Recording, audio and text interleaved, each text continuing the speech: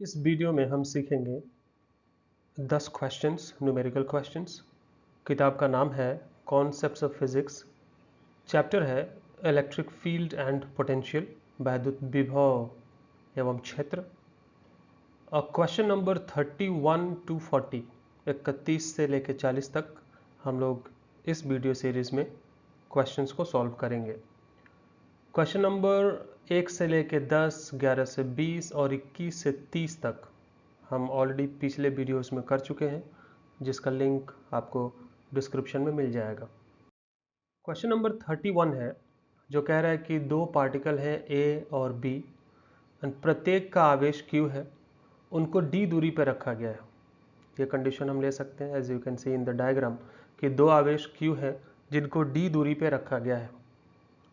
Where should a particle of charge Q be placed. कह रहा है कि एक दूसरा पार्टिकल जिस पे आवेश Q है, छोटा Q है, वो कहाँ रखा जाना चाहिए इसके लंब समद्विभाजक पे, परपेंडिकुलर बाइसेक्टर पे, AB के परपेंडिकुलर बाइसेक्टर पे, जो ये हॉरिजॉन्टल डिस्टेंस है इसके परपेंडिकुलर बाइसेक्टर पे, so that it experiences maximum force, कि उस आवेश पे अधिकतम बल लगे। ये अधिकतम बल का क्या कंसेप्ट है?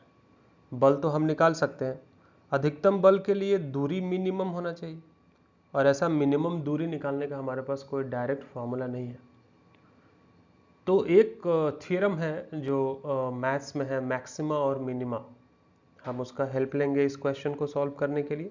आइए सबसे पहले देखते हैं कि वो आवेश कहाँ रखा गया है। ये Q आवेश परपेंडिकुलर बाइसेक्टर पे मिड पॉइंट से लंबवत दूरी x पे रखा गया है। अब अगर हम बात करें इसके x जो Q है उसकी दूरी A और B से, कैपिटल Q A पर है, दूसरा कैपिटल Q B पर है, उसकी दूरी कितनी होगी? तो वो हो जाएगी √(d/2) का whole square plus X square, क्योंकि वो कर्ण है और तिरछी लंबाई है, और x एक है और एक d/2 है, जिसको स्क्वायर और सम करके आप उसके वैल्यू के स्क्वायर को प्राप्त कर सकते हैं। अगर हम B के चलते Q पर लगे हुए बल की बात करें, क्योंकि दोनों पॉजिटिव है, ये बल विकर्षण का होगा, और दिशा आप देख रहे हैं जो F की दिशा है, ये थीटा एंगल पे होगा हॉरिजॉन्टल से, और ये F के दो रेक्टेंगुलर कंपोनेंट्स होंगे। दो रेक्टेंगुलर कंपोनेंट्स का मतलब F को हम दो भागों में बांट दे रहे हैं, F cos थीटा और F sin थीटा। ठीक उसी प्रकार जैसे कि दूसरे आवेश के चलते उस पर जो बल F है उसके भी दो कंपोनेंट होंगे, F cos थीटा और F sin थीटा। ये F cos थीटा एक दूसरे को कैंसिल करेंगे। F sin थीटा और F sin थीटा दोनों चूंकि एक ही दिशा में है, तो नेट बल भी उसी दिशा में होगा, और ये जो नेट बल है वो और कुछ नहीं, F sin थीटा और F sin थीटा के सम के बराबर होगा, जो कि 2F sin थीटा होगा। सबसे पहले ये F क्या है और F की वैल्यू कितनी है? तो F दो आवेशों के बीच का बल है, एक कैपिटल Q है, स्मॉल q है, और डिस्टेंस अभी हमने लिया डिस्टेंस की, वो x² + d/2 का होल स्क्वायर अंडर रूट। सो अगर हम कूलम्ब्स लॉ को अप्लाई करते हैं तो F का वैल्यू हो जाएगा K capital Q small q upon √x² + d/2 the whole square, again whole square, because √x² + d/2 whole square ये तो दूरी है और हमें दूरी का स्क्वायर करना है। तो जब हम स्क्वायर करेंगे तो वो रूट खत्म हो जाएगा और हमारा वैल्यू हो जाएगा F का K capital Q small q upon x² + d/2 the whole square. आइए अब 2F sin थीटा को सिंप्लीफाई करते हैं। हम F मैक्सिमम नहीं निकाल रहे, अभी हम F नेट निकाल रहे हैं, मैक्सिमम के लिए बाद में थियरी आएगी। सो 2F का वैल्यू रखिए Q upon x² + d/2 the whole square. Sine theta का वैल्यू डायग्राम से लीजिए। साइन थीटा का वैल्यू होगा लंब बट्टा कर्ण, परपेंडिकुलर अपॉन हाइपोटेनियस। सो लंब x है और हाइपोटेनियस अगेन √x² + d/2 का होल स्क्वायर है। अब √x² + d/2 के होल स्क्वायर की बात करें, एक पावर के फुल 1 पावर के साथ है, एक हाफ पावर के साथ है, रूट का मतलब हाफ ही पावर होता है। दोनों को जब आप ऐड करेंगे तो पावर हो जाएगा 3/2। Here 2k QQX x² + d/2 the whole square power 3/2 net है। हमें क्या चाहिए? F मैक्सिमम चाहिए। तो एफ मैक्सिमम के लिए मैक्सिमा एंड मिनिमा जो कैलकुलस है उसमें एक प्रोसीजर है जिसमें हम differentiation with respect to X करेंगे और वो इक्वल टू जीरो करेंगे। Means differentiation of force with respect to X equal to zero. ये क्यों करते हैं उसके लिए आपको कैलकुलस मैथ्स में जाना पड़ेगा, डिटेल्स हम यहाँ डिस्कस नहीं कर सकते, किसी और वीडियो में करेंगे। D F upon D X is equal to zero. अब D F upon D X अगर कोई फंक्शन u और v के टर्म में हो और वो एक दूसरे को डिवाइड कर रहे हो, जैसे आप देखिए formula differentiation of u upon v with respect to dx। हम पहले न्यूमरेटर को यानी अंश को डिफरेंशिएट करेंगे और हर को वैसे ही रखेंगे, डिनोमिनेटर को वैसे ही रखेंगे, फिर माइनस साइन देंगे, डिनोमिनेटर को डिफरेंशिएट करेंगे, न्यूमरेटर को वैसे ही रखेंगे और अपॉन डिनोमिनेटर का होल स्क्वायर करते हैं, हर का होल स्क्वायर करते हैं जो कि v स्क्वायर है। अब इसी पैटर्न पर अगर हम इस फॉर्मूला को लेकर चलें तो क्यू एक्स इंटू टू के वो हो गया न्यूमरेटर, हमने पहले उसको डिफरेंशिएट किया और अगर आप डिफरेंशियल टर्म्स यहाँ पे देखेंगे तो 2k क्यू हो गया क्योंकि x अपॉन डी एक्स वो डिफरेंशियल टर्म में एलिमिनेट हो जाता है। बट जो न्यूमरेटर है हमने उसको ऐसे ही रखा है X square plus D by two the whole square whole power 3/2, उसके बाद माइनस साइन देके 2k क्यू एक्स को वैसे ही रखा है। अभी डिनोमिनेटर को डिफरेंशिएट किया है तो X square plus D by two the whole square power 3/2 ये डायरेक्ट डिफरेंशिएट नहीं हो सकता, ये फंक्शन ऑफ फंक्शन का डिफरेंशिएशन है। ये X square plus D by two के होल स्क्वायर के टर्म में डिफरेंशिएट होगा जो इस फॉर्मूला पे लागू होता है nx to the power n-1, मतलब पावर से मल्टीप्लाई करिए, पावर में से एक घटा दीजिए। सो 3/2 से हमने मल्टीप्लाई किया और 3/2 में से एक घटा दिया तो 1/2 हो गया। अब बचा x square plus D by two का होल स्क्वायर, उसको फिर डिफरेंशिएट करेंगे एक्स के टर्म में तो एक्स स्क्वायर का डिफरेंशिएशन 2x हो जाएगा और डी बाई टू तो कॉन्स्टेंट है उसका 0 हो जाएगा। And upon denominator the whole square, ये X square plus D by two the whole square whole power 3/2 का स्क्वायर करेंगे 1/2 1 कैंसिल होगा और ये 3 पावर 3 घात उसका आ जाएगा। अब इसको हम जीरो के इक्वल करेंगे तो डिनोमिनेटर एनी हाउ ये तो जीरो हो नहीं सकता, इसको खत्म करें तो न्यूमरेटर को 0 होना पड़ेगा। सो जो अंश का टर्म है उसको इक्वल टू जीरो रखिए, बीच में नेगेटिव साइन है, आप या तो इसको इक्वल टू के लेफ्ट हैंड साइड में राइट हैंड साइड में रख सकते हैं या 2k क्यू कॉमन लेके उसको कैंसिल भी करा सकते हैं जो हमने नेक्स्ट लाइन में किया है। अभी 3x Q into X square plus D by two the whole square power half को वन साइड में करिए और 3x square is equal to लिखिए, देखिए कितना वैल्यू आता है, it will be more simpler way. So X square plus D by two का whole square power 3/2, same value नीचे है पावर 1/2। सो 3/2 में से पावर जब 1/2 सब्ट्रैक्ट करेंगे तो वो पावर एक ही होता है, तो हम लिख सकते हैं 3x square is equal to X square plus D by two whole square. अभी एक्स स्क्वायर को इस साइड में लेके आइए, ये होगा 2x square is equal to D by two the whole square. अब एक्स स्क्वायर का वैल्यू इतना आ गया तो x का वैल्यू कितना होगा, d बाई 2√2 हो जाएगा। तो ये हमारा जो डिस्टेंस है, इस डिस्टेंस पे अगर हम उस आवेश स्मॉल q को रखेंगे तो वो मैक्सिमम फोर्स को एक्सपीरियंस करेगा, उस पर अधिकतम बल लगेगा और वो अधिकतम बल कितना होगा अब हम निकाल सकते हैं। ये ऊपर आप F नेट देख रहे हैं, इसमें जहाँ जहाँ x है वहाँ वहाँ आप d बाई 2√2 सब्सटीट्यूट कर दीजिए, वहाँ रख दीजिए, वहाँ उसका वैल्यू को रखेंगे तो जो F मैक्सिमम है वो हमारा निकल के आएगा इतना 2k क्यू x के स्थान पर d अपॉन 2√2, फिर x स्क्वायर के स्थान पे हम वैल्यू रखेंगे और फिर d अपॉन 2√2 जो x स्क्वायर के स्थान पे रखा है होल पावर 3/2, ये हमारा टोटल फोर्स हो जाएगा, मैक्सिमम फोर्स हो जाएगा उस आवेश पे जो d अपॉन 2√2 के डिस्टेंस पे रखा गया है। क्वेश्चन नंबर 32 देखेंगे। दो पार्टिकल्स हैं A और B जो Q चार्ज कैरी करते हैं और उनके बीच की दूरी d है। एक दूसरा पार्टिकल है C जिसका मास m है, चार्ज स्मॉल q है, मिडिल पॉइंट पर रखा जाता है AB के, ये फिर से प्रीवियस क्वेश्चन की तरह ये डायग्राम आएगा, मिडिल पॉइंट पर रखा जाता है और बाद में उसको डिस्प्लेस करते हैं through x on perpendicular AB। तो हम डायरेक्ट यहीं पे ले लेते हैं, वो जो डिस्प्लेस हो गया सेंटर से x डिस्टेंस पे डिस्प्लेस हो गया लाइन AB पे। अभी क्वेश्चन है कि उनके बीच का उनके बीच का इलेक्ट्रिक फोर्स कितना होगा?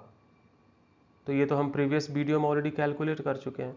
कैसे? तो दोनों के चलते दो फोर्स लेंगे, उनके दो कंपोनेंट्स होंगे, दोनों कंपोनेंट्स में से कोसाइन वाले कंपोनेंट एक दूसरे को कैंसिल करेंगे, साइन वाले component net F net value दिखाएंगे, और वो वैल्यू कितना हो जाएगा? वो इतना हो जाएगा। वह ये हमने प्रीवियस, ये स्लाइड हमने प्रीवियस क्वेश्चन नंबर 31 से लिया है। F is equal to 2k Q X upon X square plus D by two the whole square. Process भी सेम है, बट बी पार्ट का प्रोसेस डिफरेंट है। बी पार्ट में ये कह रहा है कि अगर हम ये कंसीडर करें कि x d से बहुत ही छोटा है, बहुत छोटा मतलब एक्स स्क्वायर को डी स्क्वायर के सामने हम नेग्लेक्ट कर सकते हैं, ये कंसेप्ट होता है मैक्रो फिजिक्स में। आप बहुत बड़ी एक राशि के सामने छोटी राशि को नेग्लेक्ट कर सकते हैं अगर वो एडिशन में है, सब्ट्रैक्शन में है। तो show that this force is proportional to X. चलिए लीजिए the same formula F net is equal to, अभी एक्स स्क्वायर हम नेग्लेक्ट करेंगे तो ये हो जाएगा 2k Q X upon D by two the whole square 3/2। So 2 से 2 कैंसिल होगा, d बाई टू का होल क्यू करेंगे तो डी क्यू अपॉन 8 हो जाएगा, और जब ऊपर मल्टीप्लाई करेंगे आप उससे तो ये हो जाएगा 16k Q upon D Q into x. Simplify करने के बाद जब ये वैल्यू आपके पास आएगा, इसमें 16k Q upon D Q वो कांस्टेंट है जो ब्लू कलर से दिख रहा है। इसका मतलब फोर्स डायरेक्टली प्रोपोर्शनल है x के, जो हमें प्रूव करना है बी पार्ट में। सी पार्ट कह रहा है under what condition will the particle C execute simple harmonic motion if it is released after such a small displacement. अगर स्मॉल डिस्प्लेसमेंट से इसको रिलीज कर दिया जाए तो ये सिंपल हार्मोनिक मोशन किस कंडीशंस में एग्जीक्यूट करेगा? सिंपल हार्मोनिक मोशन एग्जीक्यूट करने के लिए एक ही कंडीशन है, जो बल इस पे लग रहा है वो बल m r ओमेगा स्क्वायर और m into amplitude omega square, जो कि यहाँ पे x है, के बराबर होना चाहिए। तो फोर्स हमारे पास है 16k Q upon D Q into x, उसको इक्वल टू लेंगे mx omega square, x cancel होगा, ओमेगा स्क्वायर का वैल्यू हम लेंगे, ओमेगा का वैल्यू 2 पाई अपॉन टी होता है, तो ओमेगा स्क्वायर का वैल्यू इतना है, ओमेगा बराबर रूट अंडर इतना और 2 पाई अपॉन टी। हम अगर टी का वैल्यू निकालें तो जो रूट में है वो रिवर्स हो जाएगा, क्योंकि हमने यहाँ पर डिनोमिनेटर न्यूमरेटर को एक्सचेंज किया है। अभी t is equal to 2 pi under root M D Q upon 16k Q. अगर ये टाइम पीरियड है तो इस कंडीशन में वो सिंपल हार्मोनिक मोशन को एग्जीक्यूट कर सकता है, अगर वो स्मॉल डिस्प्लेसमेंट से रिलीज किया गया है तो। और ये पार्ट सी में कह रहा है कि find the time period of oscillation if it is condition are satisfied. तो अगर कंडीशन सेटिस्फाई हो जाता है तो ये हमारा टाइम पीरियड होगा, मतलब इतने टाइम में वो एक चक्कर पूरा करेगा, जहां से शुरू किया पुनः वहीं आ जाएगा सिंपल हार्मोनिक मोशन में, सरल सिंपल हार्मोनिक मोशन में। ओके, क्वेश्चन नंबर 33 में कह रहा है प्रीवियस प्रॉब्लम के पार्ट को रिपीट करें, जिसमें particle C is displace through a distance x along line AB। वो परपेंडिकुलर डायरेक्शन में डिस्प्लेस नहीं हो रहा है, वो AB और ये C है, ये x डिस्प्लेस हो रहा है ऐसे। चलिए मान लेते हैं x डिस्टेंस से डिस्प्लेस हो रहा है, तो x उसका एम्पलीट्यूड हो जाएगा। जब x एम्पलीट्यूड हो जाएगा तो दोनों आवेशों के बीच की जो दूरी है वो d/2 से एक थोड़ी सी x अधिक और एक x कम हो जाएगा, क्योंकि x डिस्प्लेस हो रहा है टुवर्ड्स b। अभी इस सिचुएशन में कितना बल लगेगा हम निकाल सकते हैं, दोनों के बीच बल निकालें और दोनों के बीच जो बल निकालेंगे उसका डिफरेंस निकालें, क्योंकि डिफरेंस इसलिए दोनों बल एक ए और बी दोनों सी को रिपेल कर रहे हैं, तो वो विपरीत दिशा में हो जाएंगे। विपरीत दिशा में होंगे तो उनका डिफरेंस चाहिए नेट फोर्स निकालने के लिए। जब हम डिफरेंस निकालेंगे सिंपल एलसीएम लेके, और वैल्यू जब हम कैलकुलेट करेंगे इसका स्टेप वाइज आप देखते जाएं। एलसीएम लीजिए, एक टर्म को उधर मल्टीप्लाई करिए, दूसरे टर्म को क्रॉस मल्टीप्लाई करिए और फॉर्मूला अप्लाई करिए A plus B A minus B का होल स्क्वायर का, माइनस साइन से मल्टीप्लाई करिए और X square plus D square by 4 square वो कैंसिल हो जाएंगे, और ये हो जाएगा net force K Q into 2xd upon D square upon 4 minus X square the whole square. अभी ये फोर्स जो है वो m x ओमेगा स्क्वायर के बराबर अगर है, कंडीशन सेटिस्फाइड है, तो सिंपल हार्मोनिक मोशन एग्जीक्यूट कर सकता है। इसमें भी हम x को नेग्लेक्ट कर रहे हैं क्योंकि x d के मामले में d के कंपैरिजन में बहुत ही छोटा है, जैसा कि प्रीवियस क्वेश्चन में दिया हुआ है। सो एक्स स्क्वायर को नेग्लेक्ट करेंगे तो जो हमारा फॉर्मूला होगा वो होगा K Q 2xd upon D square upon 4 the whole square, और d to the power 4 upon 8, वो 8 ऊपर जाके मल्टीप्लाई करेगा और 16, 4 स्क्वायर 16 ऊपर जाके मल्टीप्लाई करेगा, वो 32 हो जाएगा। सो 32 K Q Q X upon D 3, D 4 D के डी से कैंसिल होगा, डी पावर 3 हो जाएगा। और ये अब हम इक्वेट करेंगे एम एक्स ओमेगा स्क्वायर से, फिर से एक्स एक्स कैंसिल होगा, फिर से ओमेगा स्क्वायर, ओमेगा को रूट में रखेंगे हम, 2 पाई टी लेंगे और T is equal to M D Q upon 32 K Q Q 2 पाई। ये टाइम पीरियड हो जाएगा अगर हम इसको वर्टिकल डायरेक्शन और परपेंडिकुलर बाइसेक्टर पे ना करके अलोंग लाइन ज्वाइनिंग अगर हम एक स्मॉल डिस्प्लेसमेंट x से डिस्प्लेस कर दें तो कितना टाइम पीरियड होगा सिंपल हार्मोनिक मोशन का, आप देख सकते हैं। 34 क्वेश्चन नंबर में है एक electric force, the electric force between electric force experienced bye a charge. एक आवेश है 1 गुना 10 का पावर -6 कूलम का, जो फोर्स अनुभव करता है 1.5 इंटू 10⁻³ न्यूटन का, 1.5 इंटू 10⁻³ न्यूटन का। Find the magnitude of electric field at the position of the charge. वो कितना मैग्नीट्यूड है, ये क्वेश्चन बहुत सिंपल है, Q है, F है, E is equal to force acting पर unit charge. So force acting पर यूनिट चार्ज अगर आप यहाँ पे लेते हैं, आपका आंसर निकल के आ जाएगा 1.5 इंटू 10⁻³ न्यूटन पर कूलम। क्वेश्चन नंबर 35 है जिसमें दो आवेश हैं, एक 2 है दूसरा -4 है, दोनों को 20 सेंटीमीटर के डिस्टेंस पे लोकेट किया गया है। क्वेश्चन है locate the point or points, look at the question, point or points on line joining A B where the electric field is 0, the electric potential is 0। चलिए सबसे पहले हम ए कैलकुलेट करते हैं कि इलेक्ट्रिक फील्ड कब 0 होगा। ये एक आवेश है, ये एक दूसरा आवेश है। आपको मालूम है कि इलेक्ट्रिक फील्ड लाइंस पॉजिटिव से निकलते हैं, नेगेटिव पे टर्मिनेट हो जाते हैं, और इस बीच वो कभी ब्रेक नहीं होते, कोई सडन ब्रेक नहीं होता, कभी डिसकंटिन्यू होते, वो कंटिन्यूअस होते हैं। तो अगर ये पॉजिटिव आया क्यू ए या ए से आप फील्ड लाइंस निकल के बी की तरफ जा रहा है, तो ऐसा कोई चांस नहीं है कि ए और बी के बीच में और इनको जोड़ने वाले लाइन पर कहीं भी 0 इलेक्ट्रिक फील्ड प्राप्त होगा, ऐसा कोई कंडीशन नहीं है। लेकिन हाँ, अगर हम लेफ्ट टू द फर्स्ट आवेश सोचें और राइट टू द सेकंड आवेश, सेकंड चार्ज के दाहिनी ओर सोचें, चांस है कि इस साइड में फील्ड 0 हो सकता है। नाउ अब हम थोड़ा सा और लॉजिकली सोचें कि क्या एक बड़े आवेश के नज़दीक में छोटे आवेश का फील्ड उसको एनकाउंटर कर सकता है? नहीं कर सकता, क्योंकि बड़े आवेश के आसपास उसका ऑरा, उसका फील्ड, उसका ताकत इतना ज़्यादा होगा कि छोटा वाला आवेश उसको कंपीट ही नहीं कर पाएगा। तो वो पॉइंट जो होगा वो छोटे वाले आवेश के पास पॉसिबल है, क्योंकि बड़े वाले आवेश से थोड़ी सी ज़्यादा दूरी पर उसका क्षेत्र छोटे वाले आवेश के नज़दीक दूरी पर उसके क्षेत्र के बराबर होगा और फील्ड 0 हो जाएगा। तो हमने लेफ्ट साइड में, फर्स्ट आवेश के लेफ्ट साइड में r डिस्टेंस पे एक पॉइंट कंसीडर किया जहां हम ये मान के चल रहे हैं कि फील्ड 0 होगा। चलिए, अगर आपको ये लॉजिक भी समझ में नहीं आया तो इसको इस तरह से समझिए। अगर आपको ये लगता है कि नहीं ये पॉइंट सेकंड वाले के, दैट इज नेगेटिव के राइट साइड में भी हो सकता है, आप कंसीडर कर लीजिए। जब हम फाइनल आंसर कैलकुलेट करेंगे और आपने वाकई में सही डायरेक्शन माना है तो r पॉजिटिव आएगा। अगर अपोजिट डायरेक्शन बाय मिस्टेक हम मान लेते हैं, उतने लॉजिकली स्ट्रॉन्ग नहीं है, हम अपोजिट डायरेक्शन में मान लेते हैं जहां फील्ड 0 नहीं हो रहा है, तो वो नेगेटिव आ जाएगा। हमने r माना है, चलिए देखते हैं r पॉजिटिव आता है या नेगेटिव आता है।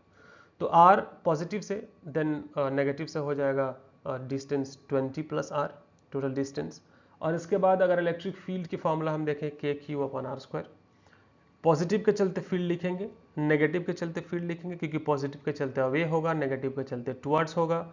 पॉजिटिव के चलते जो होगा वो हो जाएगा K 2 इंटू 10⁻⁶/r², जो नेगेटिव के चलते होगा वो हो जाएगा K 4 into 10⁻⁶/20 plus r the whole square. इन दोनों की दिशा एक दूसरे के विपरीत होगी। ये अगर दोनों बराबर हो गए, तो उस पॉइंट पे फील्ड शून्य हो जाएगा और हमारा दूरी r भी यहाँ पे कैलकुलेट होके आ जाएगा। सो अब बराबर कराइए, के कैंसिल कराइए, 2 से 4 कैंसिल कराइए, एंड जो नेक्स्ट हमारा कैलकुलेशन है वो कुछ इस तरीके से आ जाएगा। 2 upon 20 plus r the whole square is equal to 1 by r square. R upon 20 plus r is equal to 1 by root 2. Or to be more simple, more simpler and more simpler, it is 48.3 centimeter from A. It is positive. हमारा जो दूरी है वो धनात्मक आ रहा है, इसका मतलब जो हमने डायरेक्शन कंसीडर किया है वो सही है। अब अगर नेगेटिव से इस चीज़ को आप लेना चाहें तो 20 और ऐड कर दीजिए, ये हो जाएगा 68.3 सेंटीमीटर फ्रॉम बी। ये डिस्टेंस 68.3 सेंटीमीटर हो जाएगा बी से, 48.3 सेंटीमीटर हो जाएगा ए से। अब इसके अलावा चूंकि ये पॉइंट और पॉइंट्स मेंशन कर रहा है, हमने ऑलरेडी कहा था कि नेगेटिव के पास में कोई किसी आवेश की संभावना नहीं है, किसी पॉइंट की संभावना नहीं है जो नेगेटिव आवेश और पॉजिटिव आवेश के क्षेत्र को बराबर कर दे, क्योंकि नेगेटिव मैग्नीट्यूड में डबल है पॉजिटिव के। तो एक ही पॉइंट पॉसिबल है फील्ड के लिए, दूसरा पॉइंट पॉसिबल नहीं है, और ये है 48.3 सेंटीमीटर फ्रॉम ए। अभी बी हम कैलकुलेट करेंगे इलेक्ट्रिक पोटेंशियल के लिए। ये है पॉजिटिव नेगेटिव, इनके बीच में ही पॉइंट पॉसिबल है, और उसके अलावा भी होगा अगर तो हम कैलकुलेट कर सकते हैं। तो सबसे पहले हम इनके बीच पॉइंट पी लेते हैं, R distance 20 minus R distance पे। और चूंकि पॉजिटिव के चलते पोटेंशियल पॉजिटिव होगा, नेगेटिव के चलते नेगेटिव होगा, तो दोनों का समेशन 0 होगा। तो या तो हम दोनों को इक्वेट कर दें या दोनों को ऐड करके इक्वल टू 0 कर दें। तो दोनों को इक्वेट करते हैं, 1/4 पे epsilon naught Q A upon R is equal to Q B upon 20 minus R. Epsilon naught को कैंसिल कराइए, क्यू बी का वैल्यू पुट करिए, ये 2 टाइम्स में आ जाएगा, 1/2 is equal to R upon 20 minus R. जब इसको हम थोड़ा सा और सिंप्लीफाई करेंगे तो आर का वैल्यू आ जाएगा 6.67 सेंटीमीटर, और वो छोटे वाले आवेश दैट इज पॉजिटिव आवेश से इतनी दूरी पर पोटेंशियल शून्य होगा। बट क्या यही एक पॉइंट है? अगर हम ये सोचें कि एक पॉइंट और पॉसिबल है जहां पोटेंशियल 0 हो सकता है, तो क्या वो पॉजिटिव के नज़दीक होगा या नेगेटिव के नज़दीक होगा? तो अभी मैंने बताया कि नेगेटिव क्वांटिटी में, अमाउंट में बड़ा है, वो अपने पास में कभी पॉजिटिव जो कि उसके आधा है को एनकाउंटर नहीं करने देगा, तो थोड़ी सी दूरी पे ले जाके करेंगे। दूरी किससे? नेगेटिव से। तो ये पॉइंट अगर हम यहाँ पे कंसीडर कर लें, जो कि आर डिस्टेंस हो जाएगा फिर ए से, अगर हम बात करें कि बी से डिस्टेंस कितना होगा तो वो 20 प्लस आर हो जाएगा। सेम फॉर्मूला हम अप्लाई करेंगे, सिर्फ जहाँ पे हमने 20 माइनस आर लिया है उसको 20 प्लस आर कर देते हैं। देखिए 20 माइनस आर को नाउ 20 प्लस आर कर देते हैं, और वैल्यू कैलकुलेट करते हैं कि ये कितना आ रहा है वैल्यू। ये आ जाएगा 20 centimetre. So from A it is 20 centimetre और बी से ये हो जाएगा 40 सेंटीमीटर। सो 2 पॉइंट्स हो गए जहां पोटेंशियल शून्य हो रहा है, विभव शून्य हो रहा है। एक है इन दोनों के बीच में ए से 6.67 सेंटीमीटर की दूरी पर, दूसरा है ए से 20 सेंटीमीटर की दूरी पर राइट साइड में, और बी से 40 सेंटीमीटर की दूरी पर राइट साइड में, ऑब्वियसली उस लाइन पर जो इन दोनों आवेशों को जोड़े जा रहा है। क्वेश्चन नंबर 36 है, इसमें एक पॉइंट चार्ज एक इलेक्ट्रिक फील्ड प्रोड्यूस करता है, डिस्टेंस 40 सेंटीमीटर, मैग्नीट्यूड ये फिर से पुट एंड गेट क्वेश्चन हो गया, इजी है। इलेक्ट्रिक फील्ड दिया है, क्यू को मान निकालना है, के दिया है, आर का वैल्यू पता है, सिंपल कैलकुलेशन है, आप कैलकुलेट करें और आवेश का वैल्यू निकल के आ जाएगा 2.22 इंटू 10⁻⁻11 कूलम। ये बहुत ही इजी क्वेश्चन है। क्वेश्चन नंबर 37 में एक water particle of mass 10 milligram है और उस पर कुछ आवेश है जो स्टेज सस्पेंडेड, मतलब कहीं पे लटक रहा है वो रूम में। क्वेश्चन है कि मैग्नीट्यूड और डायरेक्शन इलेक्ट्रिक फील्ड का रूम में क्या होना चाहिए। अब इलेक्ट्रिक फील्ड का वहाँ पे क्या रोल है? तो रोल ये है कि अगर 10 मिलीग्राम का वाटर है तो ग्रेविटी के चलते तो ये नीचे आ जाना चाहिए, फ्लोर पे आ जाना चाहिए, नहीं आ रहा। इसका मतलब ये है कि जो वेट mg है उसको कोई ना कोई बल अपोज कर रहा है। ये जो ड्रॉप है, कुछ आवेश है और कुछ मास है, 100 मिलीग्राम है, 10 मिलीग्राम है, तो कितना बल नीचे लगेगा? mg फोर्स लगेगा नीचे। mg फोर्स लगा, इलेक्ट्रिक फील्ड अपवर्ड्स हो गया, तो बिकॉज इसके ऊपर धनावेश है जो इस पर बल लगेगा वो परपेंडिकुलर फ्लोर के परपेंडिकुलर अपवर्ड और mg के विपरीत दिशा में लग जाएगा। और यही वो बल है जो mg को अगर संतुलित कर दे, इक्वेट कर दे, तो वाटर स्टेज सस्पेंडेड, वो नीचे आएगा नहीं, ड्रॉप डाउन होगा नहीं वो।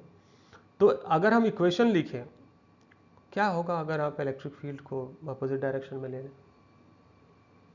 तो जो फोर्स है QV4 नीचे काम करने लगेगा और उस सिचुएशन में वो और स्ट्रेंथन करेगा mg को, यानी भार को, और जो ड्रॉप है वो क्या हो जाएगा, बहुत जल्दी नीचे गिर जाएगा। तो ऐसा हम करने नहीं जा रहे, हम लेंगे यहाँ पे कैलकुलेट करने के लिए जो F है उसको QV के बराबर करेंगे mg, और यहाँ से हम mg अपॉन Q ले लेंगे E को, M का वैल्यू रखेंगे, G का वैल्यू रखेंगे, Q का वैल्यू जो क्वेश्चन में दिया है उसको रखेंगे, और जो हमारा इलेक्ट्रिक फील्ड है वो यहाँ कैलकुलेट होके आ जाएगा। और इसका डायरेक्शन आप लिख सकते हैं वर्टिकल अपवर्ड्स, बिकॉज आवेश धनात्मक है। अगर आवेश ऋणात्मक होता तो इस इलेक्ट्रिक फील्ड की दिशा को हमें विपरीत दिशा में लेना पड़ता और वो वर्टिकल डाउनवर्ड लेना पड़ता। क्वेश्चन नंबर 38 है, 3 identical charges each having a value of 1 into 10 raised to minus 8 coulomb are placed at the corners of equilateral triangle of side 20 centimeter। तीनों आवेशों की मात्रा समान है, वो यहाँ पे ऐसे रखे गए हैं। Find the electric field and potential at the centre of the triangle. चलिए सबसे पहले फील्ड निकालते हैं। फील्ड निकालने के लिए हमें सेंटर का पता करना होगा, जो कि सेंट्रॉइड भी कहलाता है, अभिकेंद्रक कहलाता है, एक समबाहु त्रिभुज का, जो कि यहाँ आप डायग्राम में देख सकते हैं। अगर केंद्र पे किसी एक आवेश को रखें या केंद्र पे हम फील्ड कैलकुलेट करना चाहें तो वो अवे फ्रॉम द चार्ज होगा, इस दिशा में होगा। दूसरे आवेश के चलते भी इस दिशा में होगा, तीसरे आवेश के चलते इस दिशा में होगा। अगर आपको वेक्टर सम पता है और दो समान आवेश जो एक दूसरे से 120 डिग्री के एंगल पे हैं, जब आप उनके नेट और द रिजल्टेंट वेक्टर निकालेंगे तो वो किसी एक के बराबर हो जाएगा। इसको और भी सिंपल बनाता हूँ। अगर दो वेक्टर 10 न्यूटन और 10 न्यूटन पे हैं, 10 न्यूटन के हैं, 120 डिग्री के कोण पे हैं, तो उनका रिजल्टेंट भी 10 ही होगा। तो किसी दो ई को अगर आप ले लेंगे, उनका रिजल्टेंट ई होगा, ठीक बीच से जाएगा तो थर्ड वाले के अपोजिट डायरेक्शन से हो जाएगा, तो इन तीनों का रिजल्टेंट 0 हो जाएगा। यानी नेट फील्ड की अगर हम बात करें केंद्र पे तो वो 0 हो जाएगा। बट पोटेंशियल निकालने के लिए हमें अभिकेंद्रक से जो वर्टिसेस है उसकी दूरी को निकालना पड़ेगा। तो उसकी दूरी होगी कितनी, ये सिंपल फॉर्मूला से हमने इसको निकालने के लिए ट्राई किया है कि r जो है वो 2/3 होता है हाइट ऑफ ट्रायंगल के, लेकिन हमें हाइट ऑफ ट्रायंगल पता नहीं है। तो हाइट ऑफ ट्रायंगल निकालने के लिए h² is equal to d² minus d/2 the whole square करेंगे, और वहां से h का वैल्यू निकल के आएगा √3/2d।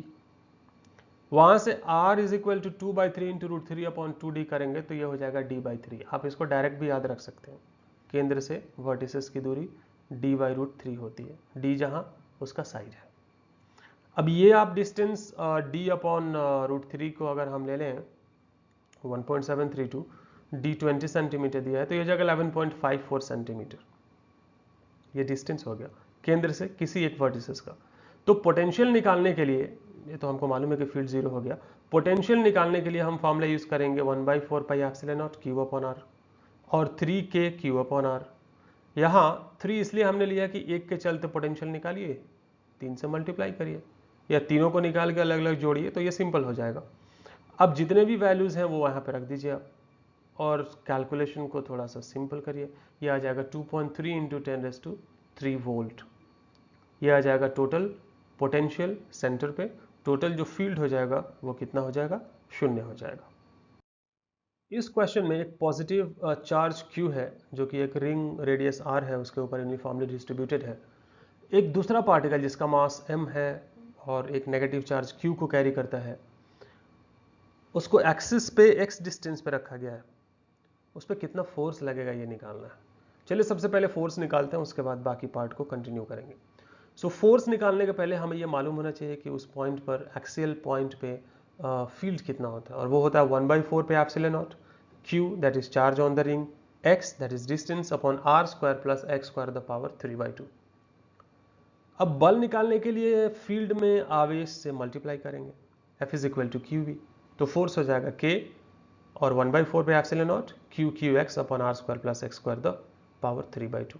कंडीशन बोल रहा है कि x is much less than r, तो एक्स स्क्वायर को नेग्लेक्ट करते हैं और F हो जाएगा 1/4 पे epsilon naught Q Q X upon R cube. अब ये फोर्स जब आवेश पे लगेगा जिसका मास m है तो कुछ ना कुछ एक्सेलरेशन प्रोड्यूस्ड होगा, तो हम F is equal to mass into acceleration करके एक्सेलरेशन निकाल लेंगे। एक्सेलरेशन निकालने के पीछे तर्क यह है कि जो टाइम पीरियड का फॉर्मूला यहाँ हम यूज़ करने जा रहे हैं वो होता है 2 pi under root X by A, वो एम्पलीट्यूड x हो जाएगा और a हो जाएगा उसका एक्सेलरेशन।